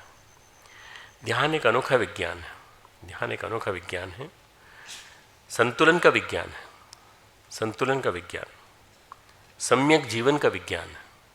संतुलन का विज्ञान, सम्यक जीवन का विज्ञान। ध्यान शरीर के साथ मन का संवाद स्थापित करने की कला है। ध्यान शरीर के साथ मन का संवाद स्थापित करने की कला है। ध्यान इन संवादों की कुशलता का नाम है। ध्यान इन संवादों की कुशलता स्थापित करने की प्रक्रिया का नाम है। ये संवाद हम करते हैं, हमारी अंतरात्मा करती है, हमारी जीवात्मा करती है। जैसे ही इसकी ऊर्जा धारण करेंगे तब समझ में आ जाएगा संवाद की स्थिति बन गई। संवाद होते ही संबंध स्थापित हो जाते हैं। संवाद होते ही प्रसन्नता स्थापित पनपने लगती है, सुख पनपता है, प्रसन्नता पनपती है। और संबंध स्थापित होते ही जिनके साथ हमारा संवाद है उनके साथ सहयोग का, संसाधनों का आदान प्रदान सहज रूप से होने लगता है। ध्यान संवाद है नीचे के तल पर और ऊपर के तल पर, दोनों स्तर पर ध्यान संवाद है। ध्यान जिस तल पर हम करते हैं वो तल अंतःकरण होता है, मन। मन के साथ संवाद संतुलन बैठता है, शरीर के साथ संतुलन संवाद उत्पन्न होता है। इसी के साथ द्वार खुलते जाते हैं और हमें उसमें उन प्रोग्रेसिवली उन आयाम में, डायमेंशंस में प्रवेश मिलता जाता है। हम क्या करते हैं ध्यान में, हम कुश्ती करते हैं, मन के साथ कुश्ती लड़ते हैं। या तो आज मैं नहीं या तुम नहीं, मन के साथ आज मन को समाप्त करके छोड़ेंगे। कसरत करते हैं, मन को खींच खींच के टिकाते हैं। बार बार ध्यान करने वालों को कई बार मैं देखता हूँ धीरे धीरे धीरे इस तरह से आंखें बिल्कुल यहाँ आ गई हैं, क्योंकि मन नहीं लग रहा है ना। मन नहीं लगेगा तो ऐसे करेंगे। तो नौसिखी लोग जो ध्यान की बात को नहीं जानते, वो ध्यान तनाव का साधन बन जाता है, थक जाते हैं ध्यान करते करते। गोरखनाथ कहते थे हसीबा खेलबा धरिबा ध्यान, हंसिता खेलता धरिबा ध्यान। हंसते खेलते ध्यान धरो, हंसते खेलते ध्यान धरो। हंसो खेलो, ध्यान अपने आप लग जाएगा। बच्चा क्या ध्यान करता है बचाओ, बच्चा यही तो करता है, हंसता खेलता है और ध्यान लग जाता है। तुम बच्चे को बिठा दो 5 मिनट, बच्चा 5 मिनट बैठ जाएगा, तुम नहीं बैठ सकते। 5 मिनट में 10 बार आंखें खोलोगे, इधर देखोगे, इधर देखो। और बच्चा जो है 5 मिनट अगर उसको बोल दिया 5 मिनट तक, जब तक हम घंटी नहीं बजाए तब तक आंखें नहीं खोलना, आंखें नहीं खोलेगा छोटा बच्चा। ध्यान कोई कसरत कुश्ती नहीं है, ध्यान तो परम विश्रांति है। ध्यान परम विश्रांति का नाम है। इस योग को विकसित किया गोरखनाथ ने। गोरखनाथ ने अपने ज़माने में योग की क्रांति करी। जो लोग शरीर को उपेक्षित करते थे उनके लिए गोरख ने विधान बनाया। पहले क्या था कि योग इतना विकसित नहीं था। योग को शरीर के साथ या तो बहुत अत्याचार करते थे या शरीर की उपेक्षा करते थे और खाते पीते खूब थे, असंयम करते थे और समझते थे योग यही है। एक्सरसाइज करना योग नहीं है, व्यायाम करना योग नहीं है, आसन करना योग नहीं है। जब तक यम नियम नहीं है तब तक कुछ नहीं है योग। परंतु अष्टांग योग के साथ साथ हठयोग की पद्धति को, राजयोग के साथ साथ हठयोग की पद्धति को स्थापित किया स्वामी गोरखनाथ ने। शरीर के संवाद है, हठयोग शरीर के साथ संवाद है। हठयोग की परिभाषा क्या है? हठयोग शरीर के साथ संवाद है। शरीर की रहस्यमय शक्तियों के जागरण की कला को सीखने की प्रक्रिया है। शरीर की रहस्यमय शक्तियों के जागरण की प्रक्रिया। हठयोग में आसन भी हैं, अनेक आसन की विधियां हैं, और हठयोग में बहुत सारे आसनों की चर्चा है। उनका उद्देश्य है, आसन है, प्राणायाम है, मुद्राएं हैं, फिर ध्यान भी है। हमारे शरीर में 72,000 नाड़ियाँ हैं, 72,000 नाड़ियाँ, 72,000 नाड़ियाँ। मैं वो नर्व्स या वेन्स नहीं बोल रहा हूँ, कुछ नहीं। क्यों? क्योंकि आर्टरीज नहीं है, वेन्स नहीं है, नर्व्स नहीं है। ये क्या है? सूक्ष्म तंत्रिकाओं का जाल है, सूक्ष्म तंत्रिकाओं का जाल है, स्नायु कोशों का जाल है। 72,000 नाड़ियों की गणना आधुनिक चिकित्सा के ज्ञाता एनाटॉमी वाले वे नहीं कर पाते। वो सारी नाड़ियाँ गिनते हैं तो 72,000 भी नहीं हो पाती। हठयोग करता है, कहता है ये प्राणवाहिनी नाड़ियाँ हैं, ये मनोवाहिनी नाड़ियाँ हैं। दो तरह की नाड़ियाँ हैं, प्राणवाहिनी नाड़ियाँ, मनोवाहिनी नाड़ियाँ। 72,000 नाड़ियों में इनका उल्लेख चिकित्सा विज्ञान में नहीं मिलता, योग शास्त्र मिलता है। योग शास्त्र पढ़ने वाला हर व्यक्ति जानता है कि इनके बारे में जिक्र किया गया है।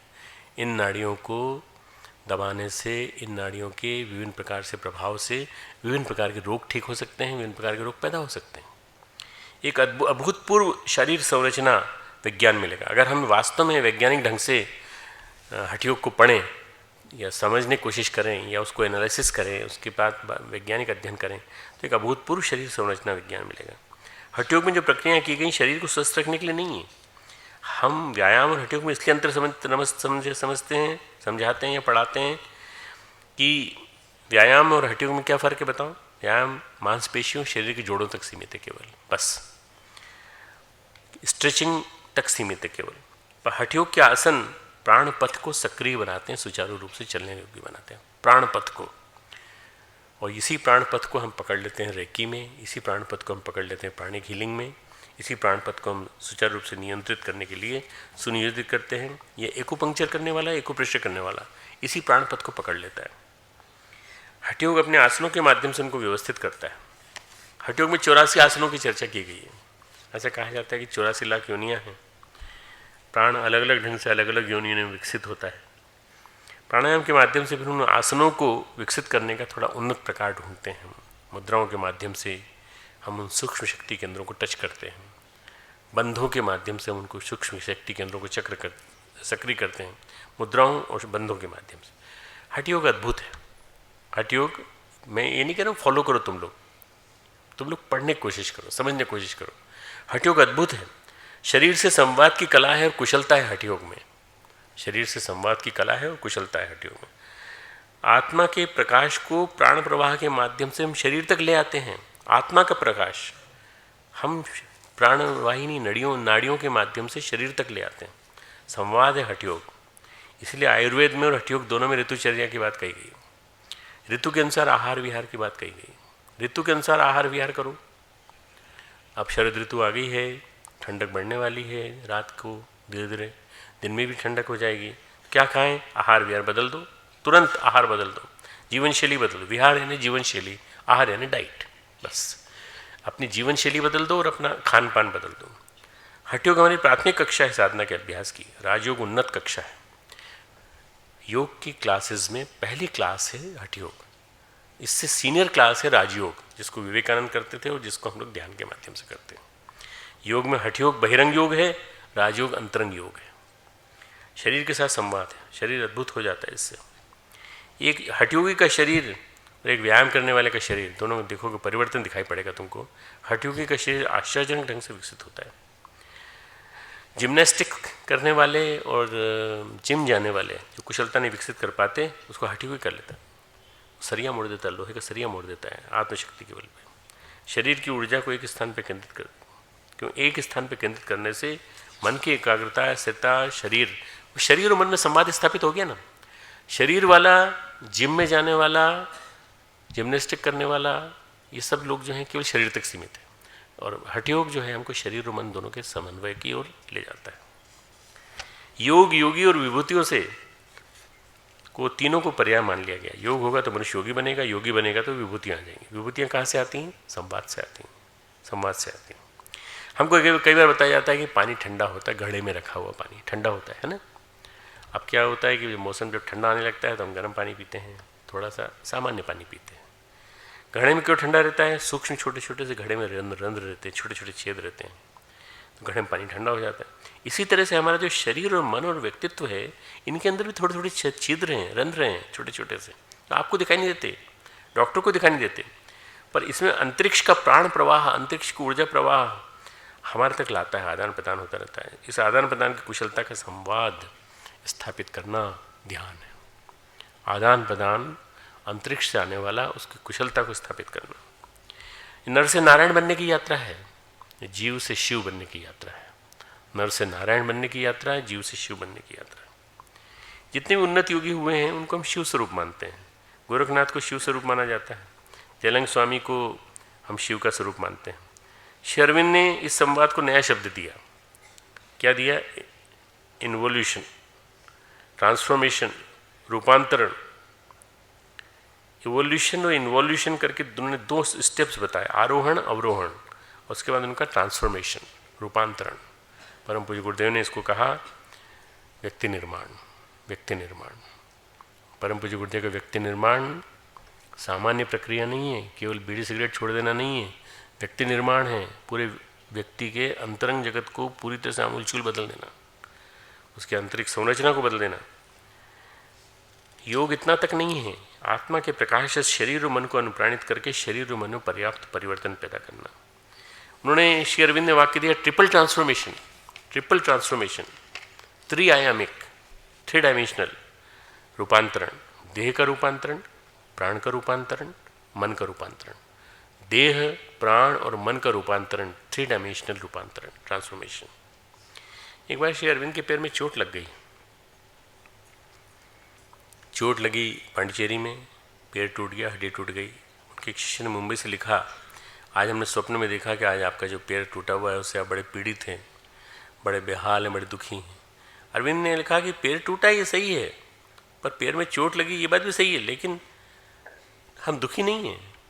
हमने अपने शरीर को इतना रूपांतरित कर लिया है कि हमको पीड़ा के संवेदन नहीं आते। मैं श्री अरविंद बहुत बड़े योगी थे, मैं उतना बड़ा योगी तो नहीं हूँ, पर मैं इतना कह सकता हूँ कि मेरे पाँव की तकलीफ ने, जब मेरा मीडियल लेमनिस्कस टूटा था आज से 1 महीना पहले, 20 दिन पहले, तो उस समय पीड़ा बहुत होती थी, पाँव चलने में पीड़ा दर्द होता था। आज मैं अपने रूटीन चक्कर जितने भी हैं वो भी सब लगा लेता हूँ, सारी एक्सरसाइज करता हूँ, सारे फिजियोथेरेपी जो फिजियोथेरेपिस्ट कराता है वो मैं खुद कर लेता हूँ पूरी।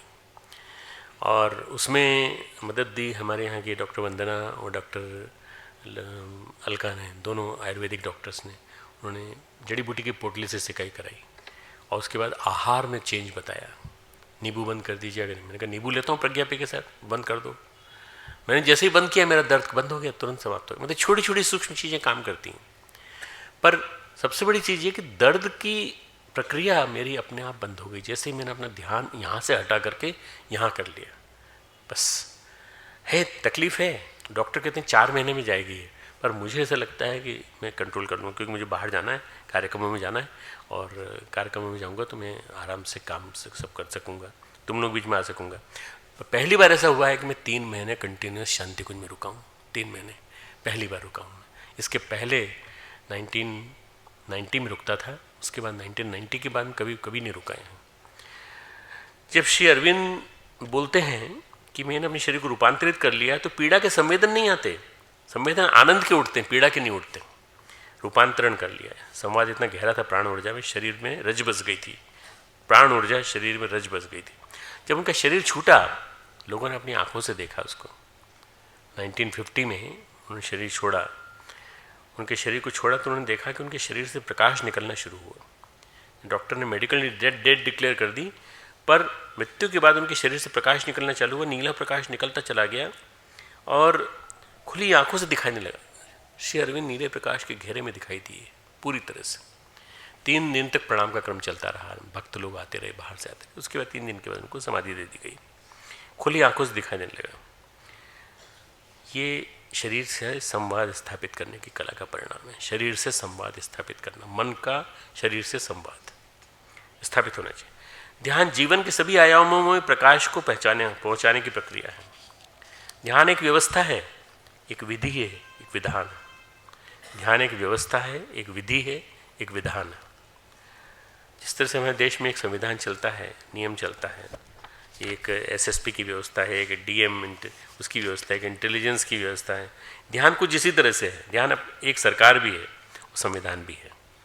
शरीर, मन और जीवन का प्रत्येक आयाम प्रकाश में ऊर्जा से वंचित न हो। मन का कोई भी कोना हो, मन का कोई भी रोम रोम हो, तन का कोई भी कोना हो, वहाँ प्रकाश पहुँचना चाहिए। ध्यान ये ध्यान रखता है। प्राण को पहुँचाते हैं, प्रकाश को पहुँचाते हैं, आत्मा की ऊर्जा को पहुँचाते हैं योगी। हम स्वास्थ्य को पहुँचाते हैं, प्रसन्नता को पहुँचाते हैं। ध्यान सिमटना नहीं है, फैलना है, प्रसार, आत्म प्रसार, सेल्फ एक्सपेंशन। अपने आप को एक्सपेंड करो। ध्यान का मतलब है अपने आप को एक्सपेंड करो। Expand your consciousness, expand your soul, बस ये ध्यान।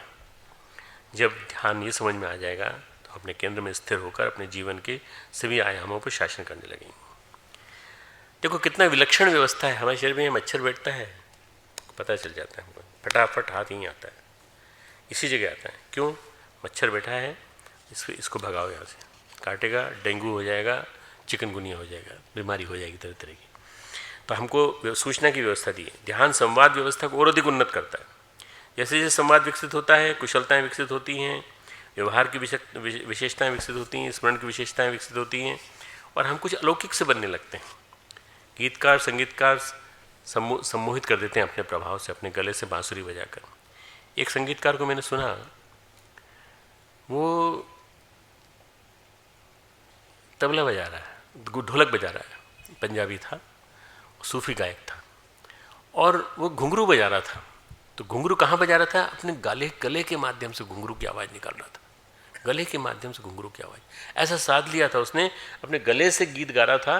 मैंने रिकॉर्ड किया, तुम देखना उसको, सुनना। घुंघरू जो है वो पूरे बिल्कुल छन छन छन छन छन छन छन छन छन पूरे बजते हैं, और वो गले से बजा रहा है पूरा पूरा। कहाँ से पैदा हुआ? शरीर की विशेषता है। शरीर और मन उसका एकाग्र है कि कहाँ लाना है घुंघरू, कौन से घुंघरू लाना है, कैसे ताल लाना है। एकजुट होते हैं तो विशेषता होती है। मन में एकाग्रता की शक्ति है।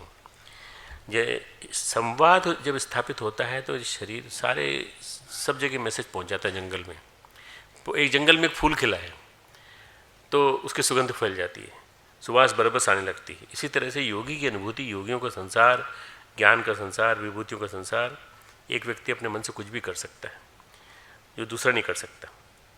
छोटे बच्चों के बारे में आता है कई बार कि बाइबल कंठस्थ है, गीता कंठस्थ है, पूरी गीता सुनी, याद हो गई, मन की स्मरण शक्ति विकसित है। हमारे यहाँ के बच्चे इंग्लिश की स्पेलिंग में नंबर 1 आते हैं हमेशा। अमेरिका में इंग्लिश की स्पेलिंग में नंबर 1। साउथ इंडियन बच्चे, गुजराती बच्चे, नॉर्थ इंडियन बच्चे, सब बच्चे एक से एक विलक्षण। कंपटीशन होता है, हमारे बच्चों में होता है, वहाँ के बच्चे तो कम्पीट ही नहीं कर पाते। क्यों? क्योंकि उन्होंने शरीर और मन का संवाद स्थापित कर रखा है। शरीर और मन का संवाद स्थापित कर रखा है। बच्चे कंप्यूटर से भी ज़्यादा तेज़ी से गणित के सवाल लगा लेते हैं। आप जब तक कंप्यूटर में देखोगे तब तक उसके पहले वो जवाब दे देंगे। योग जीवन का सुखपूर्वक उपयोग है, सुखी रहने की कला है। साधनों को इकट्ठा करने की दौड़ में अपने शरीर को, अपने मन को हम बुला देते हैं। योगी अपने शरीर में, अपने मन में विभूतियों को जगाता है, योग्यताओं को जगाता है। जीवन का विकास होता है, व्यक्तित्व का विकास होता है। एक प्रसंग है बंगाल के एक साधक का, उनको कहते थे जगत बंधु, महाप्रभु जगत बंधु। बहुत विलक्षण योगी हुए हैं। वो ध्यान कहते थे, गहरे ध्यान में डूब जाते थे,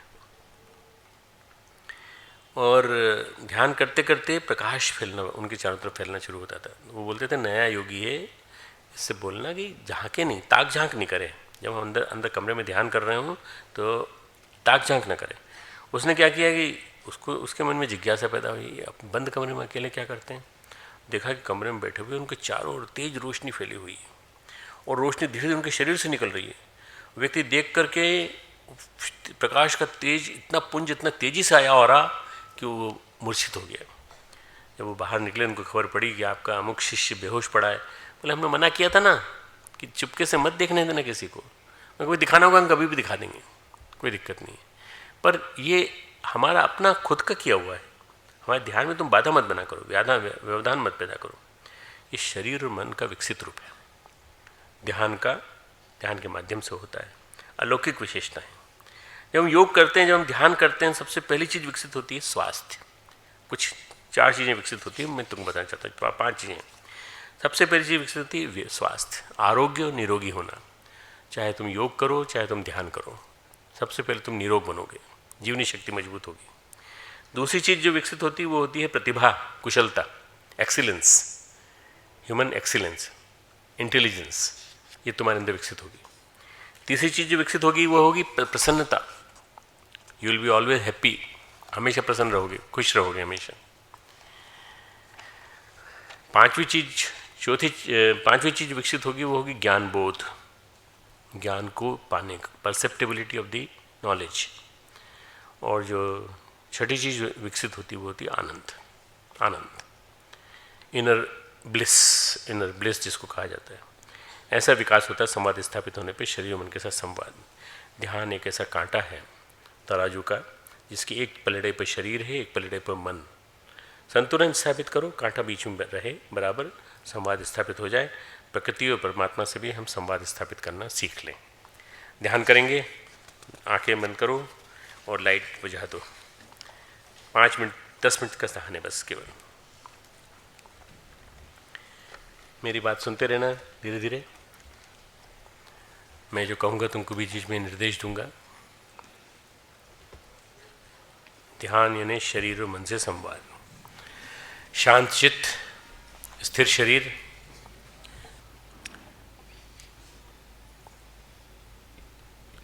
शांति कुंज, गायत्री तीर्थ, हरिद्वार, गंगा का तट, हिमालय की छाया, सप्तऋषियों की तपोभूमि, शांति कुंज,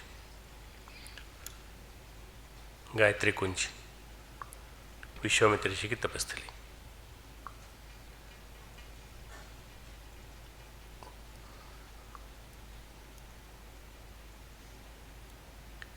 ध्यान के माध्यम से हम शिथिल होने की प्रक्रिया को विकसित करेंगे। ध्यान मुद्रा, भाव समाधि। समाधि हमें समाधान की ओर ले जाती है। मनुष्य अपना शांति कुंज खुद बना सकता है अपने आसपास के वातावरण को विकसित करके। जो शांति कुंज मैं बोल रहा हूँ, ये शांति कुंज हर व्यक्ति अपना बना सकता है। जो यहाँ बैठा है, जो यहाँ आज है, शायद कल न रहे, तो वो अपने घर जाके बना सकता है। परम पूज्य गुरुदेव परमवंदनीय माता जी का आशीर्वाद, हिमालय की छाया, गंगा की गोद, शांति कुंज। रोजमर्रा की जिंदगी में होने वाले छोटे छोटे तनाव इसलिए पैदा होते हैं क्योंकि हम शरीर से कट गए। हमारा शरीर हमें सहारा देने के लिए अहर्निश काम कर रहा है।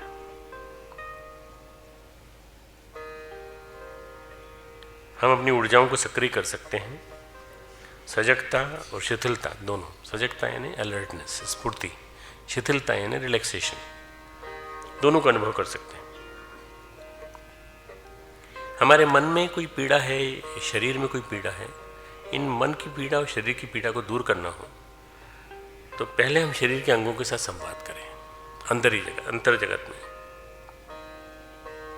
संपूर्ण शरीर के साथ, मना शरीर के उस अंग के साथ जिसने भी लक्षण पैदा किया है, उस लक्षण के साथ, जैसे सिर दर्द, जैसे पेट का दर्द, जैसे मांसपेशियों में आने वाली जकड़न, कोई भी तकलीफ है, गोली लेने के पहले ध्यान करके देखो। तुम शरीर को सताकर अपनी चेतना को विकसित नहीं कर सकते। शरीर से प्रेम करना सीखो, अभिन्न मित्र बनो।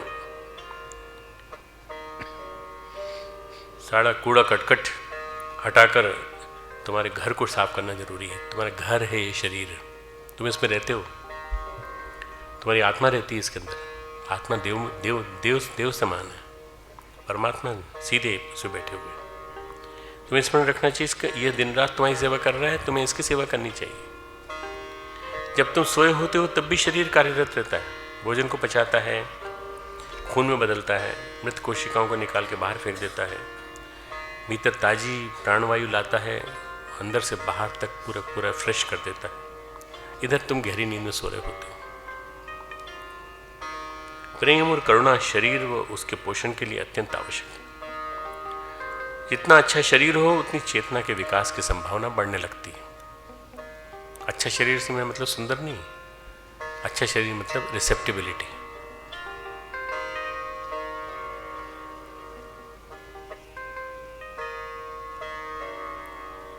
शरीर में हृदय की खामोशियों से हमको परिचित होना पड़ेगा।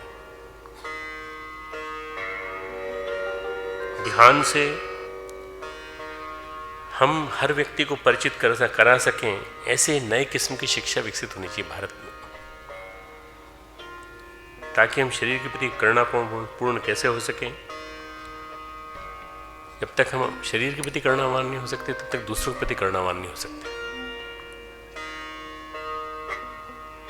गर्भ में थे तुम, तब से लेकर तुम्हारी मृत्यु तक तुम जो करना चाहो शरीर वो करने को तैयार था। चाहे तुमने गलत काम भी किए शरीर से, तो भी उसने साथ दिया। वो जो असंभव है वो भी किया उसने। तुम्हारी आज्ञा निरंतर मानेगा।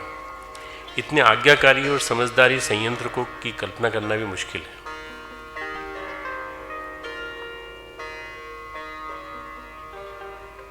तुमने कभी अपने शरीर से परिचय नहीं बनाया। कितना चमत्कारी है तुम्हारा शरीर। दूसरे लोगों से प्रेम का दिखावा करते हो, तुम उसे नहीं कर सकते, क्योंकि दूसरे लोग भी तुम्हें शरीर की तरह दिखाई देते हैं। पूरे अस्तित्व में शरीर एक बड़े से बड़ा रहस्य है। इस रहस्य से प्रेम करना जरूरी है। धीरे धीरे तुम उस रहस्य को जानना भी सीख जाओगे। शरीर की कार्यप्रणाली को आत्मीयता से देखना बहुत ज्यादा जरूरी है। तो क्या जरूरी है? जागरूकता, करुणा, संवेदना और अपने शरीर से प्यार, अपने शरीर के अंगों से प्यार। शरीर में और मन में जो गैप बन गई है, उस गैप को दूर करना। शिथिल होने में पहला चरण है शरीर। जितनी बार संभव हो शरीर में तनाव ढोरे हो, गर्दन में, सिर में, पैरों में, उसको विसर्जित कर दो, शिथिल हो जाओ। तुम्हारा ही तो शरीर है। जहां भी महसूस करते हो कि शरीर में तनाव हो रहा है, उसको निकाल दो। तुम्हारे और तुम्हारे शरीर के बीच में संवाद नहीं है। इस संवादहीनता के कारण ही आज सारे रोग हो रहे हैं। जितने भी शारीरिक रोग हैं वो सारे संवादहीनता के कारण। डरो मत, गुरु सत्ता यहाँ मौजूद है तुम्हारी देखभाल करने के लिए। तुम रिलैक्स हो सकते हो। धीरे धीरे तुमको उसका गुर आ जाएगा, शरीर शिथिल हो जाएगा। फिर तुम दूसरा कदम उठाओ, थोड़ा गहरे मन को शिथिल होना सिखाओ। पहले शरीर को शिथिल करना, दूसरा मन को शिथिल करना। शरीर यदि सुनता है तो मन भी सुनेगा।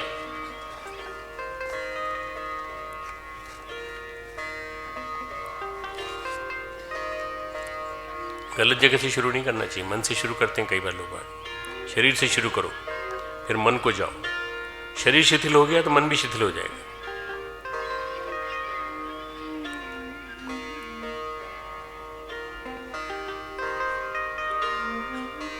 एक ही इकाई के दो हिस्से हैं, शरीर और मन। अलग अलग नहीं है। शारीरिक प्रक्रिया, मानसिक प्रक्रिया, एक ही इकाई के दो हिस्से हैं। शरीर ऊर्जा का एक ठोस रूप है, मन उसी ऊर्जा का तरल रूप है।